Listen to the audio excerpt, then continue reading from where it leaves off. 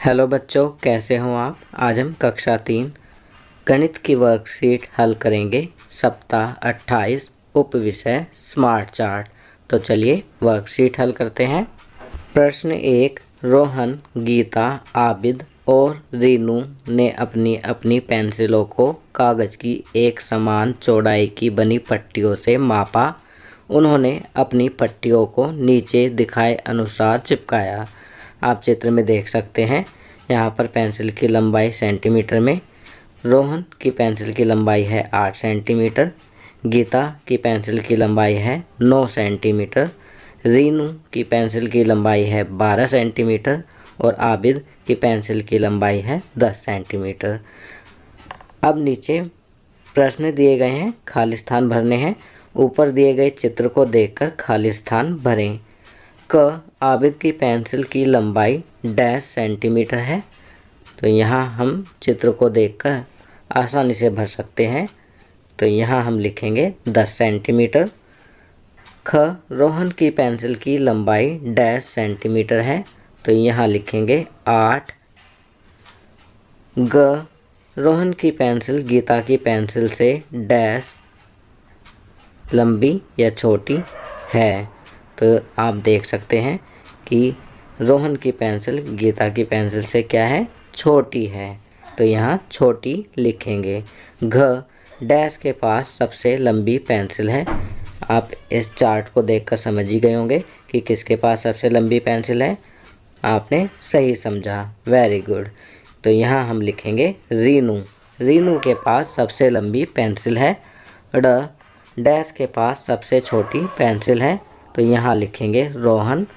च रीनू और गीता की पेंसिल की लंबाई के बीच का अंतर डैश सेंटीमीटर है। रीनू की पेंसिल की लंबाई है 12 सेंटीमीटर और गीता की पेंसिल की लंबाई है 9 सेंटीमीटर।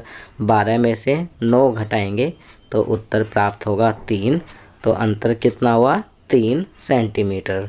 चलिए आगे बढ़ते हैं। प्रश्न 2। कक्षा 3 के छात्रों का विभिन्न तरीकों से विद्यालय आने का तरीका निम्नलिखित तालिका में दिया गया है। तो आप देख सकते हैं, यहाँ पर एक तालिका दी गई है जिसमें आने का तरीका कि बच्चे किस तरह से आते हैं और छात्रों की संख्या दी गई है। बस से आने वाले छात्रों की संख्या है 12, कार से आने वाले छात्रों की संख्या 10, साइकिल से आने वाले छात्रों की संख्या 5, बैटरी रिक्शा से आने वाले छात्रों की संख्या 8, पैदल आने वाले छात्रों की संख्या है 20। ऊपर दी गई तालिका को देखकर निम्न खाली स्थान भरो। क कितने छात्र कार द्वारा विद्यालय आते हैं, तो यहाँ हम लिखेंगे 10। ख पैदल आने वाले छात्रों की संख्या बस से आने वाले छात्रों की संख्या से। अब आप देखेंगे कि पैदल 20 छात्र आते हैं और बस से 12 छात्र, तो पैदल आने वाले छात्रों की संख्या बस से आने वाले छात्रों की संख्या से क्या है, अधिक, तो यहाँ अधिक लिखेंगे। ग रिक्शा द्वारा स्कूल में आने वाले छात्रों की संख्या कार से आने वाले छात्रों की संख्या से क्या है, कम, तो यहाँ कम लिखेंगे। और घ सबसे कम छात्र डैश द्वारा विद्यालय आते हैं, तो यहाँ लिखेंगे साइकिल। चलिए आगे बढ़ते हैं। प्रश्न 3। अपने परिवार के लोगों से उनकी पसंदीदा मिठाई पूछें और निम्न तालिका को भरें। तो बच्चों, नीचे एक तालिका दी गई है, तो आपको अपने परिवार के सदस्यों से उनकी पसंदीदा मिठाई के बारे में पूछना है और जितने लोगों को जो मिठाई पसंद है उनकी संख्या इस तालिका में लिखनी है। आपकी सुविधा के लिए मैं इस तालिका को भर रहा हूँ। मेरे परिवार में कुल 5 सदस्य हैं, जिनमें से जलेबी 3 लोगों को पसंद है, लड्डू 1 को पसंद है, बर्फ़ी 2 लोगों को पसंद है, रसगुल्ला 4 को पसंद है, गुलाब जामुन 5 लोगों को पसंद है। अब नीचे तालिका भरने के बाद निम्न प्रश्नों के उत्तर दें।